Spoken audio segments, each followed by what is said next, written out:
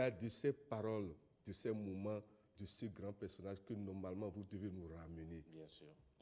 Il a fait des choses qu'aujourd'hui, la rupture aussi est en train de faire dans une octave plus améliorée. Bien sûr. Pourquoi ne pas prendre ce qui est, comme vous l'avez dit tout à l'heure dans la parole du sage?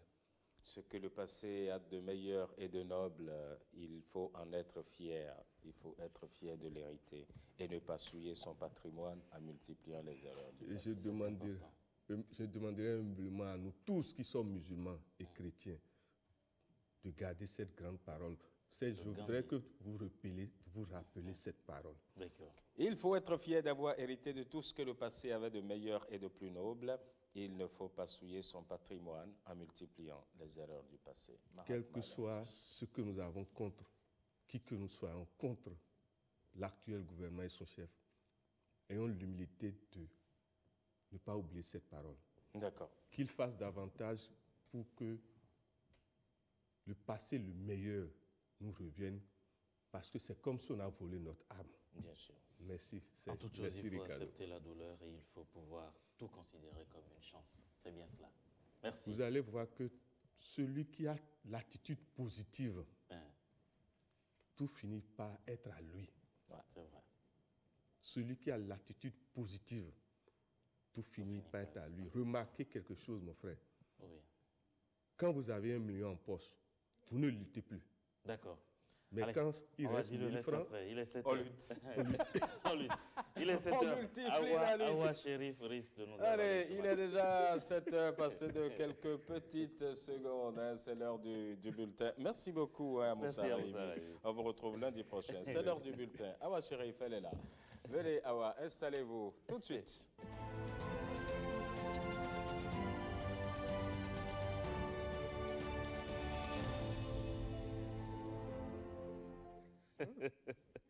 Oui, il est 7 heures par ici, c'est l'heure du bulletin d'information. Une présentation de Awa Chérif, toute souriante ce matin. Bonjour Awa. Bonjour Ricardo, Serge, bonjour. Bonjour Awa. Amis téléspectateurs, bonjour et très heureuse de vous retrouver ce matin. On démarre en politique, ensemble pour bâtir et dans le bloc républicain, le congrès constitutif qui consacre l'acte d'adhésion a eu lieu à Gobé, dont la 10e circonscription électorale. Kehinde Paul Akpona a reçu le soutien des ténors politiques de la région. On fait le point. Paulin Kehinde Akpona est accueilli par une forte communauté de l'ère culturelle et Karo et Diré, ici à Gobé, dans la commune de Savet, département des Collines. Le président du Creuset Ensemble pour bâtir entretient les populations, les cadres et les jeunes de Savet, Ouessé et Glazoué des raisons profondes de l'appréciation par son mouvement politique des réformes courageuses entreprises par le président Patrice Talon. Notre circonscription électorale, la 10e circonscription, a été laissée pour compte. Et aujourd'hui, nous avons vu, grâce au programme d'action du gouvernement, ce qui a commencé par être fait déjà dans notre circonscription électorale. Ceci justifie notre soutien au chef de l'État.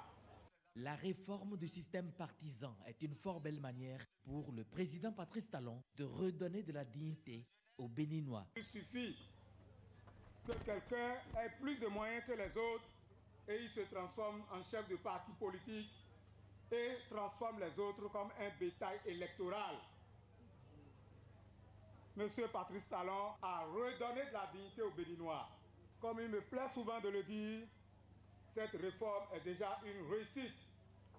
Comme la réforme au niveau de la sécurité, où la police nationale a été fusionnée avec la gendarmerie pour donner naissance à la police républicaine. Aujourd'hui, nous sommes plus en sécurité. Aujourd'hui, il n'y a plus de tracasseries routières. Nous aurons des partis politiques démocrates et nous aurons par conséquent des élections transparentes. Je voudrais donc vous appeler à la mobilisation. Le parti Ensemble pour bâtir tourne dos à ses attributs et observe une profonde mutation dans le bloc républicain. Nous, membres du parti Ensemble pour bâtir, après avoir pris connaissance de la résolution du Conseil national du parti tenue le 13 octobre à Abomey et mandatant le bureau politique a engagé les formalités nécessaires pour l'adhésion du parti Ensemble pour bâtir au Parti républicain en cours de création, entérinant la décision du Conseil national prise à Abomey le 13 octobre 2018 et félicitons le président Kehinde Paulin Akpona pour avoir engagé et fait aboutir en application de cette décision toutes les formalités nécessaires à l'adhésion du parti Ensemble pour bâtir au Parti républicain. Adressons nos vives félicitations à son Excellence, M. Patrice Talon, président de la République, pour son engagement en vue de l'application effective de cette réforme majeure de notre système partisan.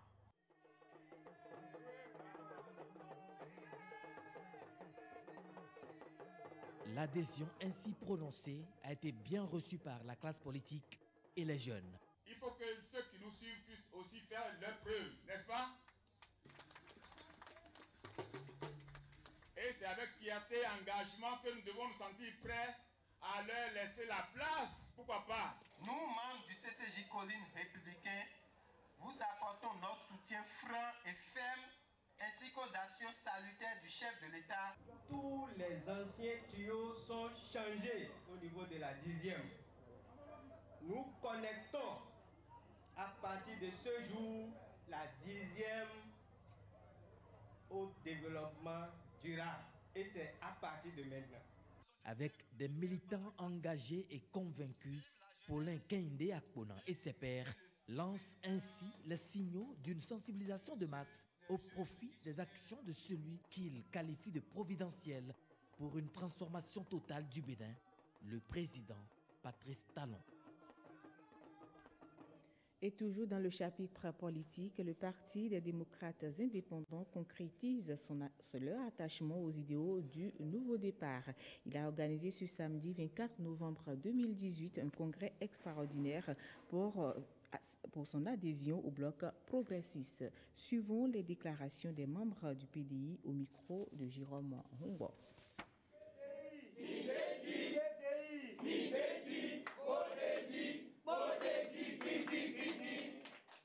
Considérant l'unanimité qui s'est faite au cours des débats pour poursuivre résolument la marche vers la création d'un grand parti politique national fort et influent, considérant le quitus donné au président Omer Moril Adétonnant de mener les négociations devant aboutir in fine à l'inféodation du PDI dans le grand regroupement en gestation, décide de la fusion du Parti des démocrates indépendants, PDI, dans l'Union progressiste en création avec d'autres formations politiques.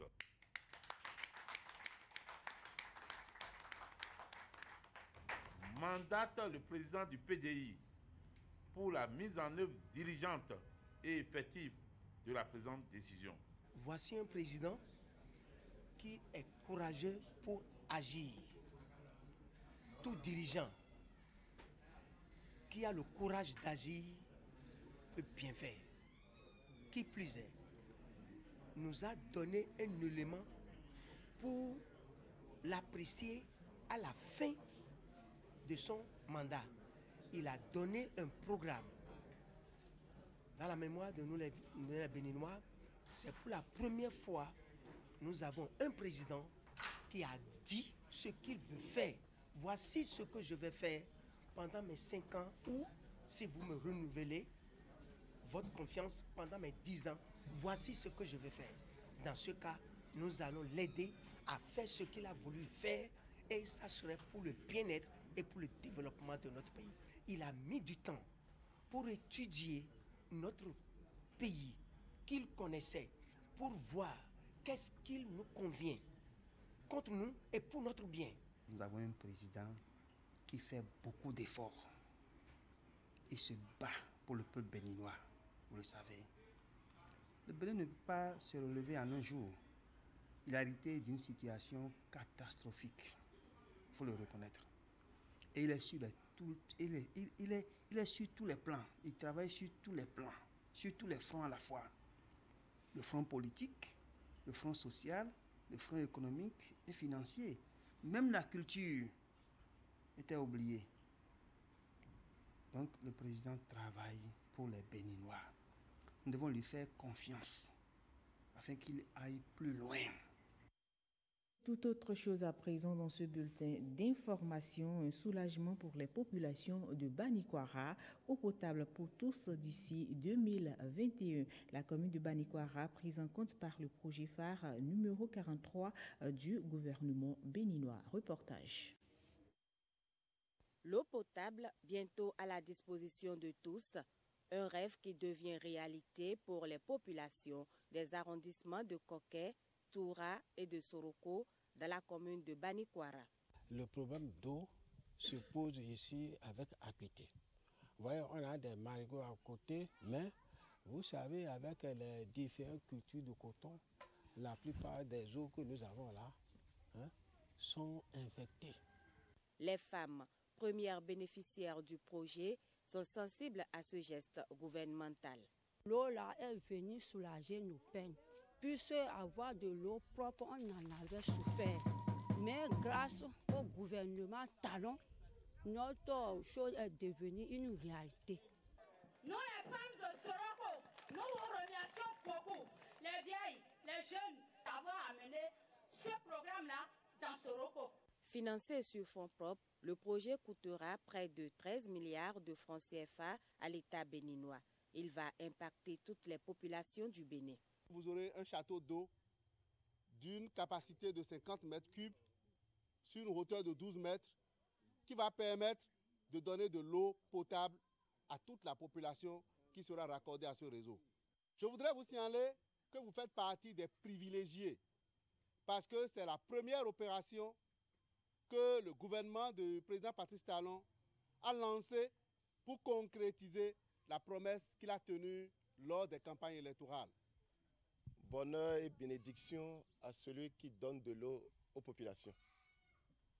Que les manes des ancêtres du Nantem bénissent le président Patrice Talon, lui qui a pris l'option de donner de l'eau potable à toutes les populations béninoises d'ici 2021. La collaboration des populations bénéficiaires est attendue dans le cadre de ce programme ambitieux. Culture pour finir à présent, 6 Béninois, un Burkinabé et 2 institutions distinguées. Le FITEB, Festival international de théâtre du Bénin, a célébré ses étoiles dans la soirée du vendredi 23 novembre 2018. Une cérémonie devenue un rendez-vous incontournable de cette biennale. Son credo, la distinction des personnes ayant contribué à donner de l'éclat au théâtre béninois. Nikano Kovi, Calvador Awanou pour plus de précision. La pénombre d'une salle de spectacle pour faire briller ses étoiles. Des étoiles du théâtre venues de galaxies diverses avec en partage le même amour pour le 4e art. Maintenant, elle va s'asseoir et dira à qui on remet. Moment d'émotion librement exprimé par ses récipiendaires, parfois avec une pointe d'amertume, mais une note d'espérance aussi. C'est un bonheur. Ça me donne la chair de poule. C'est encore plus poignant quand on sait que la chose ne fonctionne pas comme l'on aurait souhaité. Je m'en plains de ça, mais en même temps avec un grand espoir, parce que je crois fondamentalement que notre peuple est un grand peuple. Opération de charme réussie malgré tout pour les administrateurs du FITEB, qui en oublient les difficultés de l'organisation le temps d'une cérémonie de distinction. Nous avons distingué des gens qui depuis longtemps apportent au théâtre, que ce soit au Bénin, au Burkina, en Côte d'Ivoire, au Sénégal, ainsi de suite. Et qui depuis longtemps sont restés dans la bataille pour l'éclosion du théâtre africain et l'éclosion du théâtre en Afrique. Et il était de bon temps que nous les marquions de leur vivant. Soirée des étoiles, avec du spectacle encore et toujours, car sur la scène, le FITEB poursuit son théâtre jusqu'au samedi soir, jusqu'à la biennale prochaine. Et ainsi se referme ce bulletin d'information. Merci à vous de nous avoir suivis.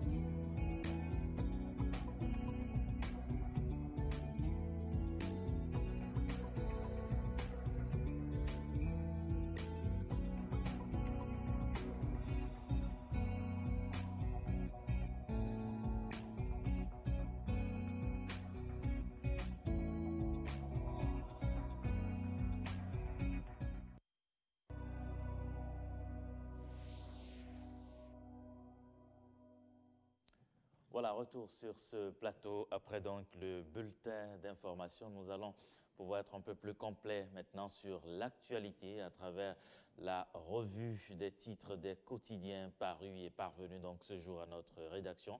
Awa Chéri, vous restez pour cet exercice. On va démarrer par le journal du service public. On va démarrer avec La Nation qui titre en manchette ce matin « Fin du calvaire des populations du Borgou à Libori et de la Donga. La SBEE rend disponible une énergie de qualité », nous apprend ce quotidien. Campagne contre l'insalubrité à Cotonou, le procureur de la République sensibilise et met en garde. Une information à lire absolument dans les colonnes de ce journal. Toujours, on reste avec La Nation, restitution du patrimoine culturel. Le comité Tidjani Serpos fait le point des avancées. On retrouve Nord-Sud quotidien qui parle aujourd'hui de l'enregistrement à titre dérogatoire à l'état civil, une priorité du PRG qui entre dans sa phase active selon le journal. Et à propos de la pollution sonore, le procureur de la République maintenant annonce la répression. C'est ce que rapporte aujourd'hui Nord-Sud quotidien qui par ailleurs parle de la SBEE avec une énergie de qualité désormais disponible dans le Nord. Nouvelle expression à présent, nouvelle expression, enrichissement à titre dérogatoire, talent déterminé à résoudre un problème administratif majeur. Les populations sont invitées à se rendre disponibles dès ce jour, écrit le journal. Le journal qui s'intéresse également à cette restitution de 26 œuvres d'art au Bénin par la France. Selon Nouvelle Expression, c'est une victoire diplomatique du chef de l'État. On passe à un autre journal à présent, Le Matinal. Rencontre entre le chef de l'État et les deux blocs. Talon évite le clash avec le PRD. Une information rapportée par le journal Le Matinal.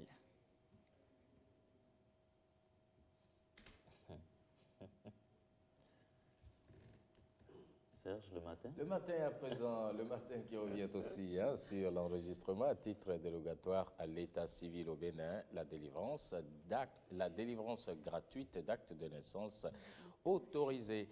Et puis le premier Béninois bénéficiaire du prix Manager PME au 4e salon des banques et PME de l'UMOA. Le journal salue le leadership et la capacité managériale du PDG GC Inter, Zossar, Ronsou, bien sûr. C'est à retrouver dans le matin. On passe à le matin libre.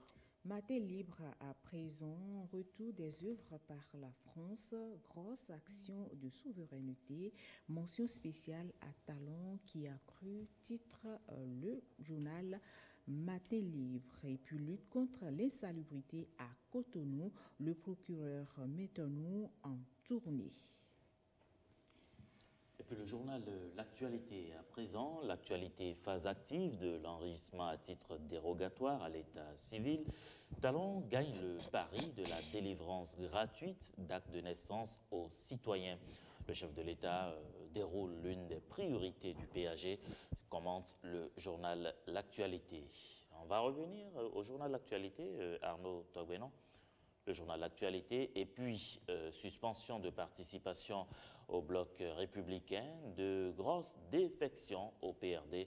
Selon le journal L'actualité, Rumbedi perd des soutiens de taille. L'autre vision à présent, enregistrement à titre dérogatoire à l'état civil, de l'annonce à l'action, Talon tient promesse, les agents de terrain formés pour un bon déroulement des opérations. Restitution de 26 œuvres d'art au Bénin, Macron cède, Patrice Talon peut se frotter les mains. Décidément, vous allez un peu vite, hein? On passe à Bénin Intelligent. Bénin Intelligent à présent, Isidore Nolofon, à bâton rompu sur zone franche, Cotonou sera l'une des plus belles villes africaines. Une information à lire dans les colonnes de ce journal. Et puis mise en service d'une ligne haute tension, fini la galère des baisses de tension dans le nord.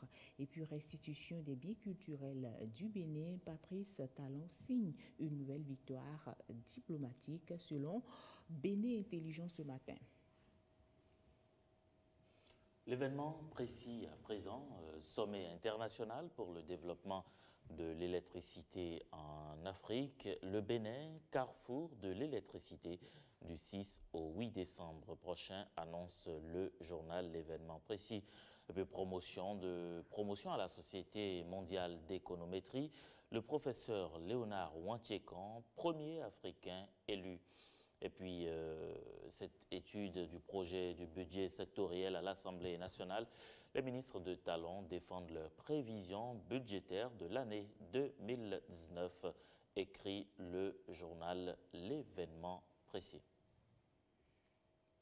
L'économiste pour boucler l'économiste qui revient sur le Sahel Africa 2018. Le Bénin abrite un sommet de haut niveau sur l'énergie, développement des entreprises industrielles. Le BRMN échange avec les consultants nationaux. Et puis, justement, à propos de la pollution sonore à Cotonou, le procureur Mario Métonou met en garde les églises et les bars.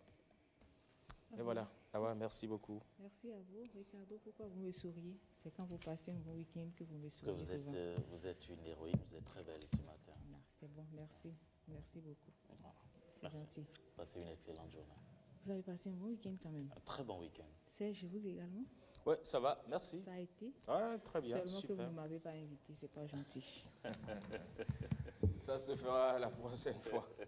Rendez-vous disponible et puis on va vous retrouver. Allez, merci.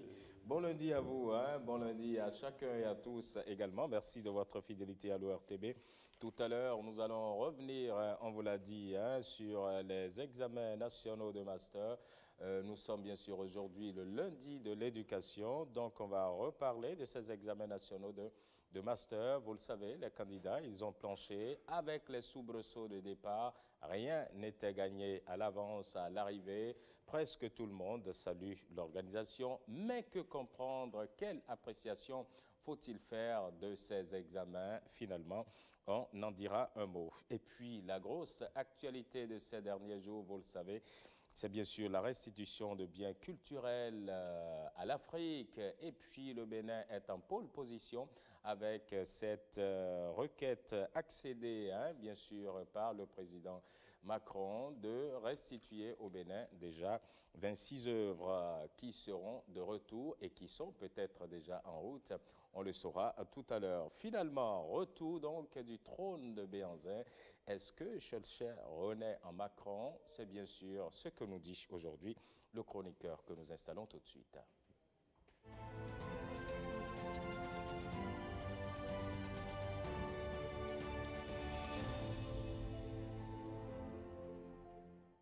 Le chroniqueur, vous le connaissez, Ozias Sounouvou. Bonjour, Ozias. Bonjour Ricardo, bonjour Serge. Bonjour, vous faites bien d'afficher le sourire, moi aussi, parce que l'actualité culturelle, politico-culturelle internationale nous y incite. Absolument, avec cette bonne nouvelle, le retour du trône de Béhanzin. Absolument, ce retour qui s'impose, c'est une actualité culturelle dominante qui s'impose aujourd'hui. Aujourd'hui, c'est consacré à l'éducation sur votre plateau. Qui dit éducation dit culture, donc difficile de rater et passer à côté. Alors, ça m'a inspiré, et bien ce titre, Retour du trône de Béhanzin au Bercail, Schœlcher renaît en Macron. Oui, il y a dans la restitution au Bénin de 26 précieuses œuvres sacrées et objets royaux une sorte de réincarnation dans le jeune Gaulois Macron, de l'abolitionniste de l'esclavage Schœlcher. C'est à la fois un sentiment légitime chez l'Africain à qui le colon prédateur a volé son âme après l'avoir soumis. Ce retour du patrimoine originel est en effet un élément de fierté retrouvé chez l'Africain.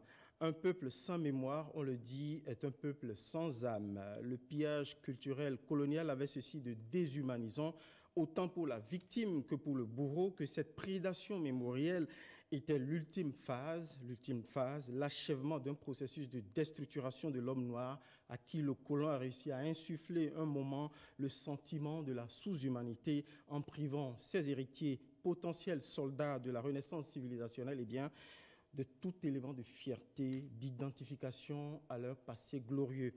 À ceux qui reprochent donc aujourd'hui à Macron la posture de la repentance pour avoir décidé de solder moralement les affres de l'esclavage et de la colonisation qui n'a pas été du reste exclusivement diabolique, on doit le reconnaître, il faut juste indiquer qu'il n'y a aucune dignité, il n'y a aucune hauteur civilisationnelle, aucune supériorité à toujours préempter des œuvres mémorielles d'une autre civilisation pour s'en enorgueillir.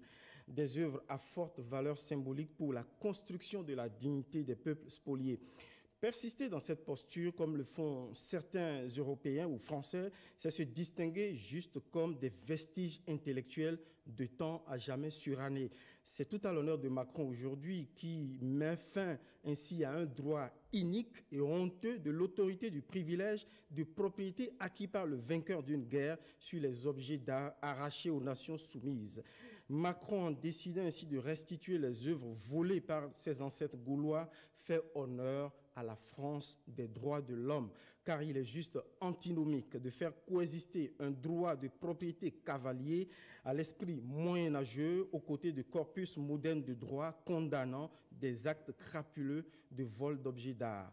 Quant à Patrice Talon, il mérite la palme de l'Africain authentique, digne héritier des civilisations du berceau de l'humanité pour son rôle de pionnier, de héros de ce combat de retour du patrimoine africain, au lieu où ce patrimoine-là devrait rester. C'est tout bénef pour sa politique de renaissance culturelle et de promotion touristique. Ozias Sounouvou, merci. Vous restez avec nous. On fait le débat dans un instant. Ça va être juste après la pause.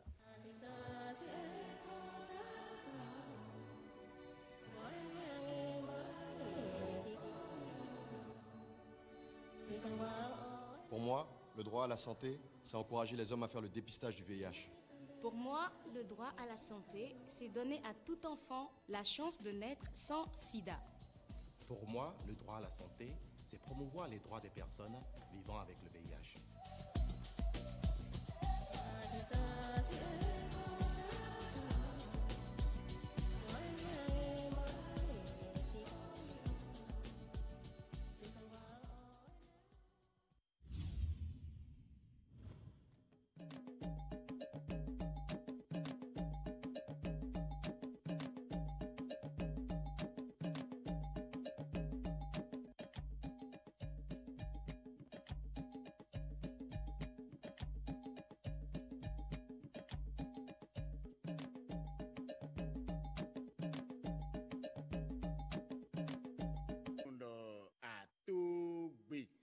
mi se moye mi na tro nu wa itengberuko e gba virun peno gonu Benin to oton soro tenu mi wa lo dagbe e mi lu na zan bo Benin to mi tre nu ko ganjie jo amo mi ton e yesu fan bo doji ganji la ipon e fi la meno dagbe yo ndudu abinu sisof note temeteme e do o khadele gesi lo to mi fie.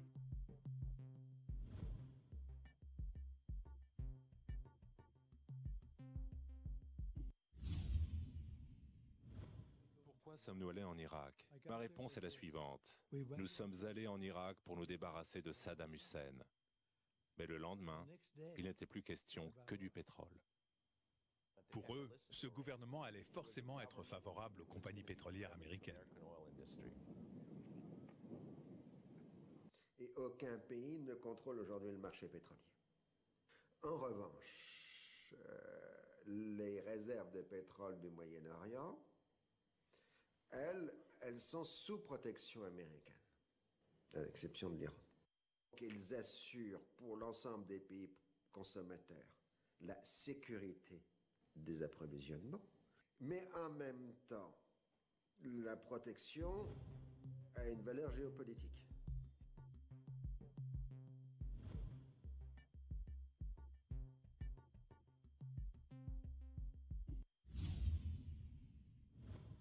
Porteuses du VIH mènent aujourd'hui une vie longue et productive, pourquoi la maladie reste-t-elle taboue? Pourquoi est-ce si difficile de parler quand on est séropo, et encore plus quand on est en phase sida? Non. Annoncer sa séropositivité à un proche est souvent source d'angoisse. Qui doit le savoir? Qui va vous accepter sans vous juger? Qui vous aime et vous estime? Qui respectera votre vie privée?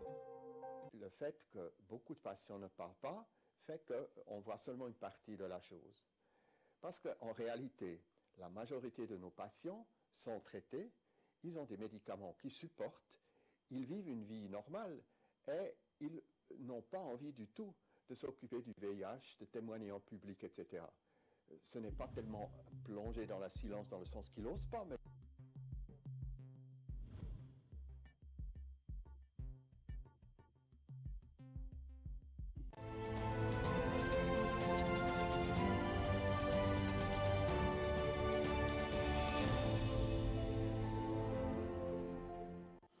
Merci de votre fidélité à la télévision nationale. L'émission, c'est 5 sur 7 matins. C'est tous les matins par ici. Aujourd'hui, lundi, justement, nous parlons essentiellement éducation et technologie de l'information et de la communication. Nous parlons donc d'éthique. Nos signaux sont donc à l'éducation et éthique. Et il sera question pour nous, dans le forum de discussion aujourd'hui, de scruter, je dirais, le secteur de l'enseignement supérieur avec ses établissements privés d'enseignement supérieur, notamment avec les examens de master et de licence tels que décidés par le gouvernement. Alors, les diplômes issus de ces examens, c'est une grosse question. Sont-ils les mêmes, aussi bien dans le public que dans le privé? Que dire de cette décision du gouvernement de pouvoir soumettre tout le monde aux examens du master et de la licence? Nous allons pouvoir faire le débat. Mais il y a cette grosse actualité depuis quelques jours, j'ai envie de dire une actualité aussi bien liée à l'éducation, politique, culturelle. C'est ce coup de maître, j'ai envie de dire, du président Patrice Talon, un processus conduit sans bruit, avec stratégie et qui, au finish, a pu permettre au président Patrice Talon de réussir ainsi sa diplomatie. Oui, 26 œuvres seront rapatriées, ramenées au Bénin.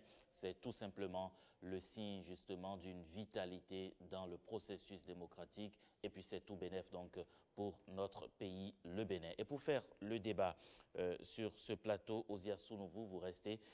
Merci de rester avec nous. Juste à vos côtés, Monsieur René Kiné à Lamagbo, c'est bien cela, vous êtes directeur des études de l'établissement supérieur Sainte-Félicité, c'est bien cela. Merci d'accepter notre invitation. En face, faites-moi le sourire. On parlera tout à l'heure du retard. Bonjour Josué. Bonjour Serge, bonjour Ricardo. Vous allez bien? Les spectateurs qui nous suivent, la pleine forme ce matin. D'accord, super. Et puis, à vos côtés, M. Marc Niaro, vous êtes également directeur des études, mais directeur des des études des Cours-Sonou, l'Institut universitaire Les Cours-Sonou. Merci d'être avec nous. Merci beaucoup, Loïc. Merci à chacun, merci à tous. Enfin, le chroniqueur l'a rappelé, hein, on essaye de... Une tête bizarre, là. Non, c'est ça, c'est pourquoi. Allez, on essaye de faire juste une petite piqûre de rappel. Hein, et voilà, le micro, il est tombé presque. Allez, novembre 2017, devant les étudiants burkinabés, le président Macron, il fait une promesse, celle de restituer des biens culturels pillés à l'Afrique. Une commission Savoir ça, 9 mois de travail, 240 pages de rapport qui questionnent finalement les gestes d'appropriation de plusieurs biens culturels.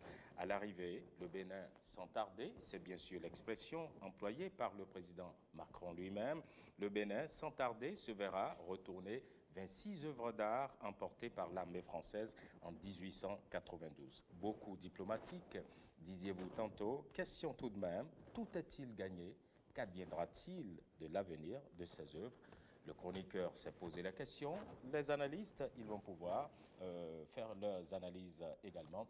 Et je m'en vais déjà poser la toute première question à Josué. Aujourd'hui, qu'est-ce que cela vous inspire de voir déjà que nous avons 26 œuvres qui retournent à leur essence première? Je crois que, comme tout Béninois, on est heureux de savoir que dans un délai assez court, que ces œuvres-là reviendront au pays et rejoindront le patrimoine culturel de notre pays. C'est à saluer et je pense qu'avant toute chose, on a, je dirais, l'obligation de rendre un hommage tout particulier à la diplomatie de notre pays, reconnaître surtout ce coup de maître, cet espoir-là du président Patrice Talon qui à aucun moment n'a baissé les bras parce qu'il vous souvienne qu'une fois déjà, la demande de restitution du gouvernement béninois avait été rejetée par RO à l'époque. Absolument. Et donc, les autorités béninoises ne se sont pas découragées. Le chef de l'État n'a pas baissé les bras. La demande a été réitérée avec le nouveau président Emmanuel Macron. Et on dira aujourd'hui, au regard de la situation, que c'est les autorités béninoises qui ont été visionnaires pour avoir décidé, malgré ce premier refus du fait de la complexité de la législation française, malgré ce premier refus, a décidé de réitérer à nouveau la demande et, fort heureusement, cette fois-ci, la partie française a cédé à la demande. Mais non seulement elle a cédé à la demande, et c'est là qu'il faut reconnaître au président Emmanuel Macron tout le mérite qui lui revient dans cette affaire-là. D'abord, il a été un homme de parole parce que quand il a tenu son discours le 27 novembre 2017 à Ouagadougou, il s'est fait clair. Il avait même parlé d'ici 5 ans, il disait. Mais on a constaté que dans les mois, sinon dans les semaines qui ont suivi, les choses sont allées très vite. C'est vrai qu'il ne faut pas perdre de vue que dans cette affaire, la diplomatie béninoise a beaucoup plus tiré les ficelles dans l'ombre. Il y a une sorte de douce pression qui a été constamment menée du côté des autorités béninoises dans cette affaire-là pour que finalement ça puisse se faire. Mais quoi qu'on dise, je pense qu'il a d'abord été question d'une détermination, d'une ferme volonté du côté de la France, notamment du président Emmanuel Macron, qui a décidé de confier aux experts SAR et Savoy le soin de lui présenter un rapport par rapport à la situation. Le rapport demande qu'il y ait une restitution partielle ou définitive de ces œuvres-là, prioritairement au Bénin. Je pense que c'est ça qu'il faut souligner dans cette affaire. C'est vrai qu'il y a d'autres pays, qui sont concernés, mais pour le moment, on ne parle que du Bénin. Je pense que c'est le Bénin qui est prioritaire dans le processus. Et vous savez bien qu'à la suite du Bénin, il y a d'autres pays qui spontanément se sont inscrits dans la même logique et ont commencé également par demander, pas seulement à la France, mais également à d'autres pays, de bien vouloir accéder à leur demande de leur restituer les biens de leur pays qui sont détenus dans les musées de leur pays. Donc je pense que c'est particulièrement à saluer, dire d'une certaine manière, Dieu merci, que les gens qui gardaient des œuvres qui n'étaient pas les leurs se décident enfin à nous les retourner. Je pense que c'est un pan de l'histoire, même de la spiritualité de notre pays qui est en chemin pour revenir d'ici là. Bravo à tous les acteurs qui ont milité à cela. Mais je pense que le débat ne va pas s'arrêter là. Parce que c'est vrai, une chose est que ces œuvres-là reviennent, mais je pense qu'il y a un gros débat à faire après le retour de ces œuvres-là, parce qu'il faut pouvoir maintenant d'abord les conserver. Il faut pouvoir, pas seulement les conserver, parce que je ne suis pas sûr que ce soit des objets à enfermer, peut-être dans une belle cage vitrée pour dire voilà, les objets sont revenus. Mais il faut qu'on développe autour de ces... D'abord, il faut que les acteurs du système éducatif pensent d'une certaine manière comment est-ce qu'il faut peut-être désormais insérer ces œuvres-là dans leur contexte, mais surtout dans le programme éducatif de notre pays, pour que les jeunes générations, parce que c'est ça le véritable problème, la génération actuelle ne sait pas grand-chose du patrimoine de notre pays. Que représentent ces objets, quelle est leur importance.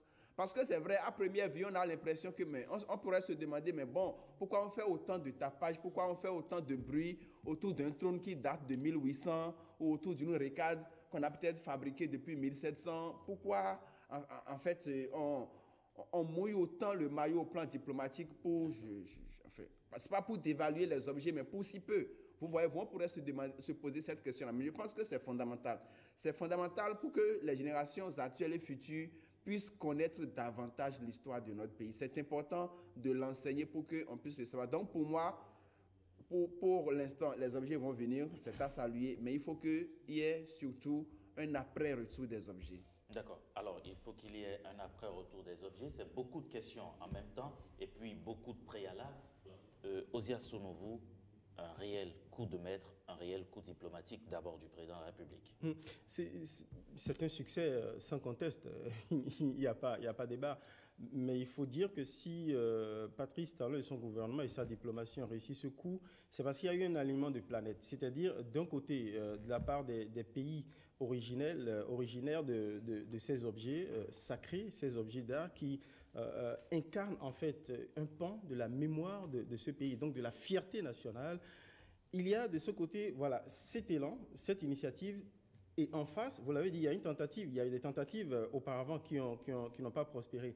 Il y a eu chez Macron cette présence d'esprit, cette disposition d'esprit à pouvoir se hisser à la hauteur de ce que représente aujourd'hui la France, nation européenne des droits de l'homme. Mais enfin, il faut le mériter jusqu'au bout. Et sur cette question, je crois que Macron n'est pas tombé dans le piège de ceux que j'ai appelé dans ma chronique les vestiges intellectuels de temps moyenâgeux, qui considèrent qu'aujourd'hui la France peut toujours faire perpétuer son droit de préemption sur des objets qui ont été volés.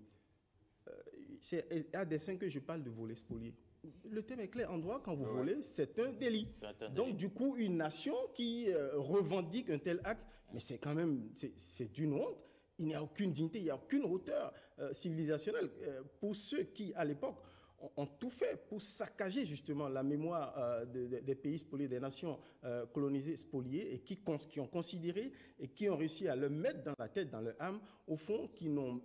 Sarkozy l'a dit à Dakar, les Africains sont en retard de la participation à la civilisation de l'universel. Et pourtant, ils s'enorgueillissent de garder dans leur lieu mémoriel ces objets qui leur attirent, qui participent également à l'essor, à la vitrine touristique. Donc, il y a un alignement de planète entre le président Macron et le président béninois. Après, la grande question, c'est aussi l'argument spécieux qu'évoquent ceux qui sont opposés à ce transfert, à ce retour de ces œuvres, c'est le dénuement des pays originaires à pouvoir trouver les moyens nécessaires, parce que ça coûte excessivement cher de pouvoir conserver. Mais n'oublions pas que les palais royaux au Bénin, notamment celui d'Abomey, est inscrit au patrimoine mondial de l'UNESCO. Le Bénin a un argument, là, massue, pour mobiliser des moyens. Et quand c'est le volontarisme et l'ambition affichée par le chef de l'État à travers ses projets touristiques pharaoniques et les moyens qu'il veut déployer en allant chercher de l'expertise au niveau des musées de référence au plan mondial pour construire toute une série de musées, réhabiliter nos musées nationaux, il n'appartient pas à ceux qui ont spolié nos objets d'art de nous dire comment on a le droit d'en faire ce qu'on veut d'ailleurs. Et voilà. De toutes les façons, hein, tous ces objets qui sont partis n'étaient pas forcément dans des musées à l'époque, avant même de partir. Il faut juste rajouter que tous les objets n'ont pas été volés. Il y en a qui ont été donnés, il y en a qui ont été vendus également. À quel prix ça pourrait se comprendre. Mais pour vous qui êtes enseignant, il parlait tout à l'heure de ce qu'il faut ramener dans l'éducation aujourd'hui, les enfants, à pouvoir s'intéresser à des sujets comme celui-là. Qu'est-ce que vous pensez de cela? Dites-nous, M. Alamagbo. Merci, monsieur le journaliste. Je crois que c'est suffisamment important d'introduire, comme on s'est dit, ces objets-là dans le programme, n'est-ce pas, dans le système éducatif, parce que nos enfants, même nous-mêmes, je dois dire, nous avons besoin de nous connaître. Bien sûr. Moi, j'allais même dire que c'est le début de l'écriture de l'histoire, notre histoire, que nous ne connaissions pas. Ça, j'ai souvent insisté là-dessus parce que ce qu'on nous dit de nous, nous ne savons pas si c'est vrai. Vous voyez? Et quand on parle de ces objets d'art qui ont été spoliés et qui reviennent, il faut acclamer, il faut applaudir. Il faut applaudir. Et ce qui est important, c'est que ces objets ne vont pas rester juste des pièces de musée. Il faut bien que nous puissions y accéder et que nous puissions retracer l'histoire. Et c'est ce qui est le plus important dans l'éducation. D'accord. Alors, pour vous également, qui êtes enseignant, dites-nous, sans reprendre forcément tout ce qu'il a dit. C'est vrai que la question aujourd'hui, pour beaucoup de gens, qu'adviendra-t-il de l'avenir de ces objets? Pour certains, il suffit que ces objets ils retrouvent leur terre natale. C'est déjà suffisant ce qu'on en fera. Il faut laisser les différents pays en décider. Voilà. Merci beaucoup. La question la plus importante ici, c'est de savoir quelle est la gestion qui sera réservée à ces œuvres d'art africains et envoyées dans ces pays africains. Parce qu'une des choses est de revendiquer, mais la seconde chose est également d'assurer aussi une bonne qualité dans la gestion de ces œuvres d'art qui seront restituées dans les différents pays africains. Oui. Allez, si vous permettez, je voudrais revenir rapidement sur la question, sur la question de la conservation de ces objets-là. Est-ce que les pays qui les revendiquent aujourd'hui, est-ce que les pays d'où ils sont partis? Je pense que c'est une question qui, elle est à la fois, vous m'excusez du peu, frustrante et énervante. Mais en réalité, je ne comprends pas. Vous ne savez rien de ces objets, vous ne savez même pas comment ces objets ont été fabriqués. Ceux qui les ont fabriqués, ceux qui détiennent l'expertise par rapport à la fabrication de ces objets-là savent de quoi il est question. Vous les gardez, vous les conservez peut-être avec des techniques modernes et tout, mais vous avez peur de les ramener dans leur contexte originel. Ça ne se comprend pas. En fait, c'est un totalement faux débat. Non, c'est un faux débat parce que n'oubliez pas qu'aujourd'hui, et fort heureusement, le Bénin abrite l'école du patrimoine africain, qui est une école de référence en matière de formation au patrimoine. Et je pense que s'il faut parler du patrimoine, en matière de patrimoine, les pays africains, je ne le dis pas par ego, mais les pays africains ont plus à revendiquer que toutes les autres nations de la Terre réunies, en termes de patrimoine, notamment. En termes d'objets d'art également. Je pense que les pays africains ont beaucoup à revendiquer. Donc, si nous avons déjà ce acquis-là, si nous avons la meilleure école sur le continent, pas sur le continent, si nous avons l'une des meilleures écoles au monde qui forme en matière de patrimoine, et n'oubliez pas que des promotions sur des promotions d'Africains, d'Européens sont sorties, par exemple, de l'école du patrimoine africain qui encore a été créée par un expert béninois qui, pendant longtemps, a travaillé sur les questions de patrimoine et a travaillé au niveau de l'UNESCO. Donc, pour moi, cet argument-là ne tient pas du tout la route. Ouais. Une chose est certaine, et puis c'est peut-être à leur décharge, c'est que la conservation de ces objets, ça nécessite beaucoup de moyens. Et donc, il faut que... Le Bénin se prépare suffisamment, oui. Le Bénin s'est préparé suffisamment Je suis parfaitement d'accord avec ces objets. Le dispositif est en train d'être mis. Je ne dévoile rien, je ne dévance rien, mais je pense que depuis que l'annonce du retour de ces objets-là a été fait le vendredi dernier, beaucoup de personnes se sont posé la question de savoir, ont essayé de fouiller pour savoir de quoi il est question. Et je pense que la démarche du Bénin encore sur ce chantier est à saluer. Il est prévu déjà là des dispositions provisoires pour recevoir les objets. les conserver, les détenir dans les conditions idoines. Et puis à moyen et à long terme, il y a ceux dont parlait Osias tout à l'heure, il y a tout le programme muséal du Bénin qui quand même répond actuellement aux normes les plus indiquées. Donc pour moi, cette question-là n'a même plus sa raison d'être. Vous permettez, c'est très rapidement. Au fond, il n'y a pas de prix assez fort à payer pour préserver son âme, son identité culturelle et civilisationnelle. Et toutes les nations payent un prix élevé pour défendre leur roman national, le récit national, comme l'a dit l'enseignant. Vous voyez, ces œuvres-là, ces faits de l'histoire qui structurent votre fierté nationale et qui vous permettent d'être digne de vos racines et qui vous permettent de savoir au fond que vous n'êtes pas juste à côté, sur le bas-côté de l'humanité, mais que vous participez à la civilisation de l'universel. Aucun prix n'est assez fort pour défendre ce type de patrimoine.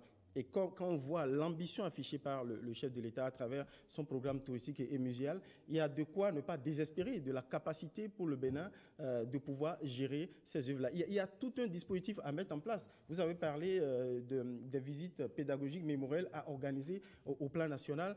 C'est sans compter toute la manne touristique qu'on peut générer à travers des circuits touristiques, mémoriels et culturels et aux côtés du tourisme de vision à travers ces sites-là et qui pourront gérer des ressources additionnelles pour... Non, franchement, c'est pas digne de défendre des arguments qui s'opposent à ce genre de... Au finish, n'oubliez pas que de l'autre côté également, c'est une question d'argent parce que c'est des objets qui pendant longtemps, pendant des années, pendant des décennies ont enrichi d'autres pays, ont enrichi d'autres musées. Donc c'est difficile de se débarrasser du jour au lendemain d'un produit aussi... Enfin. Vous savez ce qui est grave, c'est qu'il y a même des gens, des spécialistes qui considèrent qu'au fond, conserver ces œuvres, ça coûte plus cher au fond que les recettes engrangées par ces œuvres-là même dans ces musées. Et donc, quand on retient cet argument, si on marche avec cet argument-là, défendre cette préemption-là, ce maintien de ces œuvres en Occident, c'est encore plus grave, moralement plus grave. Ça veut dire que ces œuvres ont une importance symbolique à leurs yeux, l'importance du vainqueur sur la nation soumise. En plein 21e siècle, dans la nation des droits de l'homme, ça ne fait pas sérieux. Bien sûr. Je suis d'accord avec vous. Allez, de toutes les façons, le débat, il se poursuit. Et vous également, vous le savez, vous pouvez faire le débat chez vous. Dites-nous, on vous l'a rappelé, que vous inspire la décision du président Macron de restituer au Bénin, et ce, sans tarder, dit-il, c'est le verbatim, 26 œuvres saisies en 1892. Laissez-nous vos messages, vos commentaires, ils nous intéressent. Rejoignez-nous, c'est Facebook, c'est Twitter, c'est aussi WhatsApp. On vous rappelle le numéro, c'est le 61 19 88 88, le 61 19 88 88. Allez, parlons d'autres sujets. Les candidats aux examens nationaux de master, ils ont planché il y a quelques jours déjà, quelques semaines peut-être, avec les soubresauts de départ, il faut le dire. Rien n'était gagné à l'avance. À l'arrivée, quelle appréciation définitive faire de ces examens nationaux? Comment les épaisses l'accueillent-ils? Qu'en dites-vous? C'est bien sûr de ça qu'il est question. Et je sais que vous êtes plus intéressé par le sujet, vous qui êtes dans le système. On commence peut-être déjà par vous, M. Marc Yanro. On rappelle, vous êtes le directeur des études des cours SONU, c'est bien cela? C'est bien ça. D'accord. Alors, quelle est l'appréciation que vous faites de tout ça, les examens nationaux du master? C'était pas gagné à l'avance. Est-ce que vous aussi, vous aviez tempêté un peu au départ? Non? Ok, merci beaucoup, Serge. Merci beaucoup, chers amis en plateau. Je tiens d'abord à vous rappeler que lorsque nous parlons des réformes au niveau de l'enseignement supérieur et surtout au niveau des EPS, on peut faire l'historique suivant 3 périodes. La période avant 2011, la période 2011 jusqu'à fin 2016 et de 2017 à nos jours. Avant 2011, au niveau des EPS qui ont reçu l'autorisation d'ouverture d'enseigner, après la formation, à la fin de chaque parcours, que nous soyons au niveau du parcours de licence comme de master, les diplômes sont envoyés au ministère en vue de la reconnaissance. Mais lorsque nous prenons la période de 2011 à fin 2016, c'est la période de la co-signature. À la fin de chaque parcours, les diplômes sont envoyés au ministère en vue de la co-signature. Mais à partir de 2017 à nos jours, avec les nouvelles réformes engagées dans le secteur de l'enseignement supérieur, avec l'arrivée des nouvelles autorités, il y a désormais l'examen national en licence professionnelle et en master professionnel. Et je crois que nous sommes à la seconde édition de cet examen-là. Bon, je sais qu'au début, ce n'était pas facile pour les CPS. Chacun a une perception de l'examen selon sa compréhension de la chose. Mais à l'arrivée, tous les CPS sont tombés d'accord de l'importance désormais que revêt le fait de participer à cet examen national. Je tiens aussi à rappeler que lorsque nous prenons l'examen national en licence professionnelle comme en master, cet examen a un avantage à 3 niveaux pour les différents acteurs qui sont impliqués dans le système. Au niveau de l'État, il y a un avantage. Au niveau des étudiants eux-mêmes, il y a aussi un avantage. Et au niveau des CPS, il y a un avantage. Lorsque nous prenons par exemple l'État même qui a initié l'examen, l'avantage ici est de s'assurer de la qualité de la formation qui est donnée aux enseignants au niveau de ces différents CPS parce que déjà au niveau du ministère de l'Enseignement supérieur, Madame la ministre a attaché du prix à la qualité de la formation qui est donnée au niveau des CPS. Mais lorsque nous prenons les étudiants, les enseignants, l'importance de cet examen permet d'évaluer les compétences acquises durant le parcours, au niveau de la licence comme au niveau du master, et ce qui va donner, n'est-ce pas, une crédibilité au diplôme reçu par les enfants.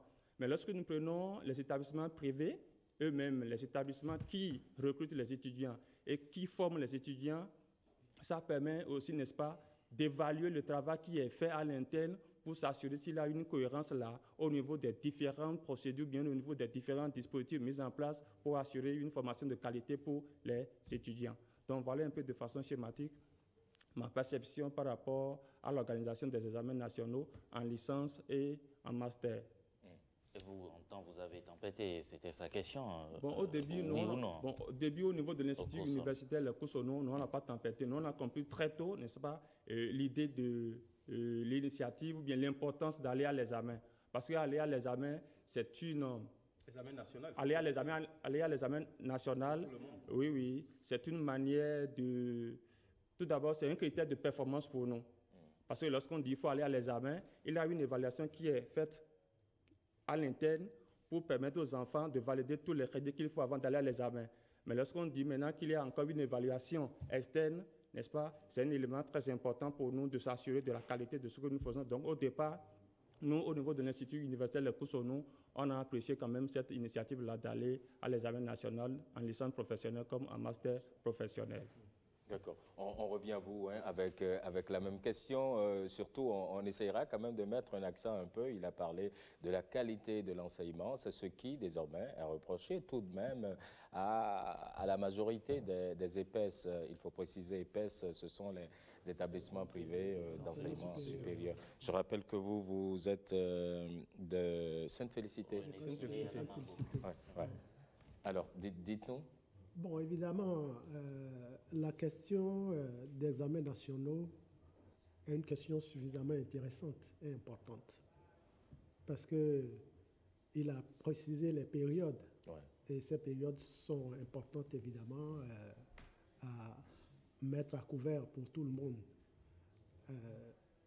Période d'organisation d'examen à l'interne, période de co-signature et finalement période d'organisation d'examens nationaux. Vous voyez, et si l'État en est arrivé, n'est-ce pas, à cette solution, c'est parce qu'il y a eu mal-donne dans le système. Il y a eu problème dans le système. Il y a eu problème d'abord parce que, évidemment, vous savez, quand il n'y a pas suffisamment de contrôle dans quelque chose, l'être humain est porté à la déviance. Est-ce que ça se fait correctement comme cela se doit? Cette question se posait. Vous voyez? Et du coup, ça discréditait un certain nombre d'établissements qui, quand même, s'échinaient à donner le meilleur d'eux-mêmes. Vous voyez? Moi, franchement, notre établissement, par exemple, a exprimé le désir depuis le directeur Azokli d'organiser des examens. Vous voyez? Et c'est pour cela que quand le nouveau gouvernement est arrivé avec cette question de réforme, nous, on a sauté sur l'occasion. On a sauté sur l'occasion et au sein du forum Grande École et Université, qui est évidemment l'association qui a supporté la réforme de bout en bout, on s'est inscrit rapidement. oui, dans la mouvance pour que ça se passe réellement. Parce que vous investissez, vous faites le travail, et puis à la fin, ceux qui détiennent ces diplômes-là sont discriminés. L'État vous donne d'autorisation, et puis pour organiser un concours, on dit par exemple licence ENEAM. Ça ne sonne pas bien aux oreilles. Ouais. Vous voyez, parce que vous avez le sentiment que... C'est comme une sorte d'apartheid. Oui, apartheid, parce que on a le sentiment que les autres sont des citoyens de seconde zone. Vous voyez? Et à bien vérifier, à bien regarder, on se demande même si certaines écoles ne faisaient pas mieux que les écoles publiques. Non, s'ils ont le même niveau, la même qualité. C'est cela d'ailleurs. Vous voyez? Donc, quand la question des examens est arrivée, alors là, on a sauté là-dessus. Mais il faut dire que l'État a réussi le coup. Parce que c'est ce qu'il fallait faire depuis.